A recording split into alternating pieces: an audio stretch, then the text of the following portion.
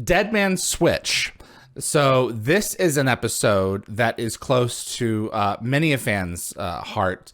It goes a little bit back to that perspective of I guess it wouldn't be considered a small show because it's not featured so heavily on the base. And it's a lot of forest wandering, which I think you guys did pretty effectively throughout the series. What? Forests in Stargate? I know, right? There's always trees in this galaxy.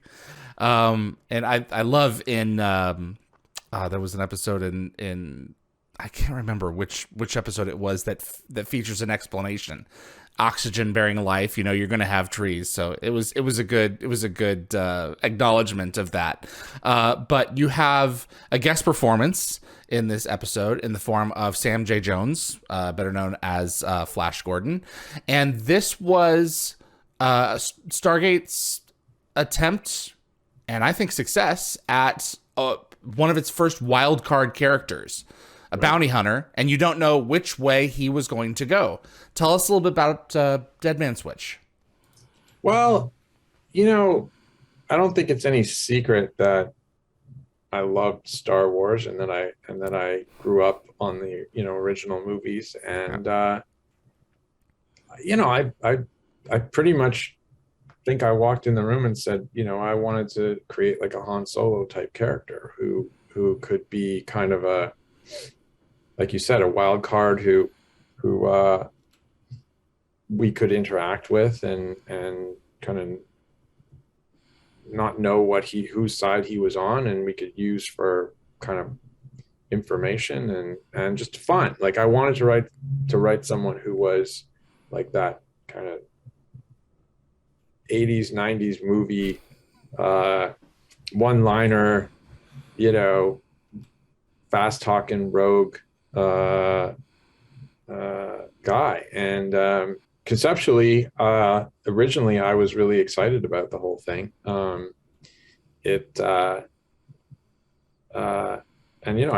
Fans seem to enjoy the episode, so Very much so. He got his own comic book. When did that Stargate comic come out here? Let me have a look here. Stargate SG-1, Aris Boch. This was a 2004 issue, non-enhanced regular. Oh, that's just the specs on the comic. But this character is still brought up to this day, and fans are like, why didn't we ever see him again? Was it just a story issue? Were there just things that went on behind the scenes that were just you wanted to go in a different direction? Can you speak to that at all? Some episodes just don't turn out quite the way you hoped. Okay. Some characters don't kind of pop the way you might think they would, and it just I guess when I compare, I would say compare it to other situations on the show where you can see something that really came alive. And it's really no knock against Sam or anyone who was involved in the episode. Mm-hmm. It just didn't work as well. I mean, I know fans liked it, and I'm glad they did. We just didn't feel it was as successful as it could have been. And I'll tell you that, that the DNA of that character and the sort of idea behind it, we tried again. And the next time we tried it, it was a lot more successful with Vala. I was about to say Vala Maldoran. Absolutely. Yeah. I mean, that was the next, like, are we going to try this again? And I think making it a female character, and then, Claudia Black just brought something to the role that was special. And when that happens, you're like, yeah, that's something that will be additive and bring life to the series. And, there was something wrong with Deadman Switch. It was a fine episode, and we had other guest characters who kind of came in for one or two episodes and were very, very, very good. It just, to kind of become a part of this series in a meaningful way,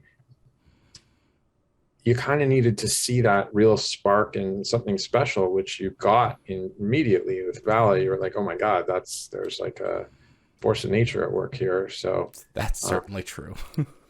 Anyway, I would sort of, that's the bar that I think something needs to kind of clear in order for us to feel like it's worth pursuing. The Devil You Know is the second part of a two-parter starting with Jelinar's Memories, which gave birth to GateWorld.net. That twist at the end. From this day forward, you will call me by my true name, Apophis. And we knew that Sokar had taken Apophis and had assumed that he tortured him and then did away with him. But Sokar had other plans, and you guys hid him so well that I remember watching on the Showtime first airing and just going, "Whoa!" You know, I mean, it was kind of like that. It was like, this is a great twist. And at this point, you can really tell the show is clicking on its mythology. They are honoring previous viewers, and just, you guys are just rolling in it. It's great. When we talk about the show, I will talk about the show as being, much more of an episodic series, right? The original show. And yet, when you mentioned you wanted to talk about this episode, I went back and just reread a synopsis of it so I could be a little more informed. But I was like, this is some really complicated, soapy mythology. Like if you just watch that episode cold, like I'm going to drop into a SG-1 episode and just want to go to a planet, get into trouble, get out of it, and come home story. It was like, you'd be like, what is going on? Like, I don't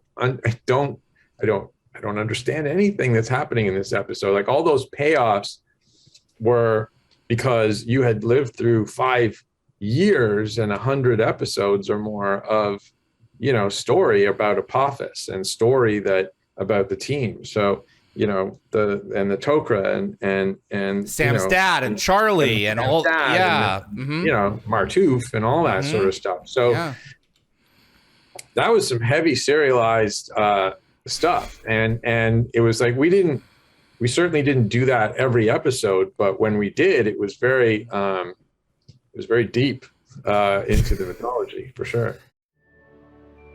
Thanks for watching this clip from Dial the Gate. You can find the full live stream shows on our YouTube channel or visit dialthegate.com for the complete schedule. See you on the other side.